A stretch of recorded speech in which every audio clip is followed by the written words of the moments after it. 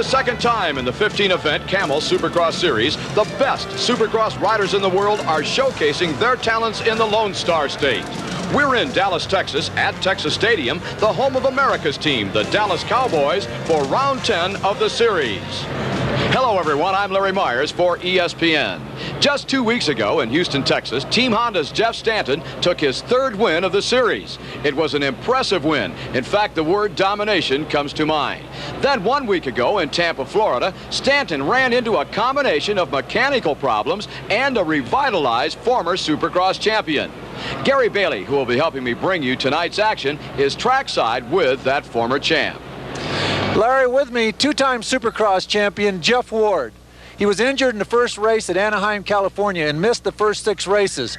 Obviously, he's not a title contender, but he's definitely a title spoiler. Jeff, what do you intend to do with the last part of this series? Well, I intend to win as many races as I can, and hopefully Ronnie's going to need a lot of good luck on his side and win races also if he wants to win the championship. Although strategy is important, that's not all it's going to take for him to win that championship. No, he's going to have to beat Stanton, definitely, and I have to be up there also. And it's going to take, like I said, a lot of luck on his side and a lot of trying, a lot of pushing. He's got to win some races, and I'll do the best I can to beat Stanton for him. Thank you, Gary. Coming up shortly will be the main events in both the 125 and 250 classes. But first, let's look back at heat race action held earlier today. Now, the heat races carry no points, and there are no dollar awards for doing well. What is at stake, however, is a position on the starting gate for the main event, and that's where the points and dollars are earned. In the first of 3 qualifying heats, Larry Brooks from Alhambra, California, took the early lead. Not content with second place, however, was rider number 10, Honda's Guy Cooper. Cooper from Stillwater, Oklahoma, stalked Brooks and studied the lines Brooks was using. Within 2 laps, Cooper had it all figured out. When Brooks went just a little bit wide, Cooper cut to the inside and the pair of riders swapped position. Throughout the series, both Cooper and Brooks have been among the fastest riders on the track. Of the two, Cooper has been by far the most consistent. The Honda rider, in fact, has a pair of thirds and a pair of fourth-place finishes to his credit. The name of the game right now, though, is qualifying. To make it to the main from a qualifying heat, a rider must finish in the top 5. With Cooper out in front and pulling away, Johnny O'Mara aboard the yellow Suzuki is looking to better his position. And without too much fuss, O'Mara, a former Supercross champ, takes over second. Once there, he immediately began to pull away from Brooks. Now let's take a look at the current leader, Guy Cooper.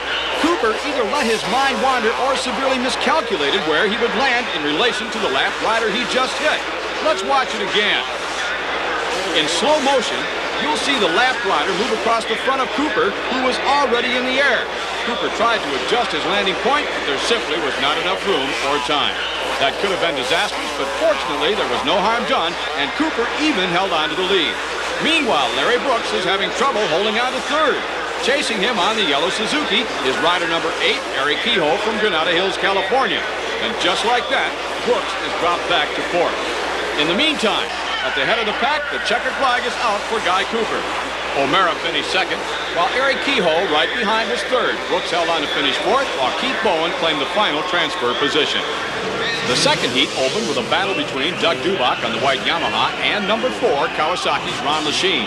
Dubach from Costa Mesa, California, did everything he could to stay in front of Lechien, but everything was not enough, and Dubach was pushed back to 2nd.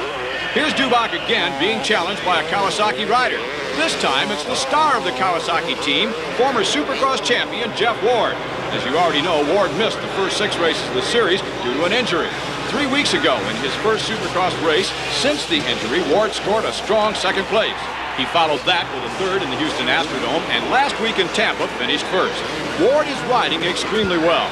Another rider on the comeback trail is rider number 23, Yamaha's Mickey Diamond. This is, in fact, Diamond's first race since suffering a broken hand in round 4 in San Diego. With that pass, Diamond from Placentia, California, moved to 3rd, while Dubach went back to 4th. They held those positions to the checkered flag. Ron Lechien, meanwhile, took the win with Jeff Ward 2nd. Still to come on ESPN, the 125 and 250 main events and more heat race action. From Texas Stadium in Dallas, we'll be right back.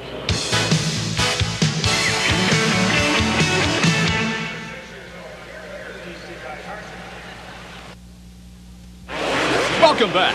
In case you've just joined us, you're watching Supercross from Texas Stadium in Dallas, Texas. This is the third and final qualifying heat. It was taped earlier today. The rider you just saw, number 7, was race leader Jeff Stanton. This pair of riders, Dennis Hawthorne on the green Kawasaki and Ron Tischner on the yellow Suzuki, are fighting for second place. The top 5 finishers move on to the main event, but riders try to finish as high as they possibly can. The better a rider does in qualifying, the better his pick for position on the starting line for the main. In other words, Tischner, who just passed Hawthorne, will pick his starting spot before the Kawasaki rider picks his. The first pick on the gate goes to the rider that wins the fastest heat race of the night. And right now, Jeff Stanton appears to be in line for that honor. Stanton has won 3 Supercross events this year and has a healthy lead in the championship point standings. In addition to heat race action, also held earlier today was the 125cc main event. Let's go to Gary Bailey for a report on that exciting action. Thank you, Larry. The 125 class has been a regular part of our ESPN Supercross coverage. In recent weeks, we've had the opportunity to see most of the riders that make the 125cc class so exciting and fun to watch. Here's one of them preparing for the main event, Damon Bradshaw. Here's Bradshaw again, this time in his heat. Watch Bradshaw's wild ride as he tries to get the best of Suzuki's Jimmy Gaddis, rider number 39. Talk about rough rides, that one would have done a rodeo star proud, but hold on, Bradshaw's not through performing. Here he is again a few laps later, and again he's chasing Jimmy Gaddis. Watch this. Ouch. That had to hurt, but typical racer, the first thought is to get going. Here's the crash again in slow motion. Who was at fault? I think it was one of those things the racer labels, "That's racing." But both Bradshaw and Gaddis survived with only their egos damaged, and both riders...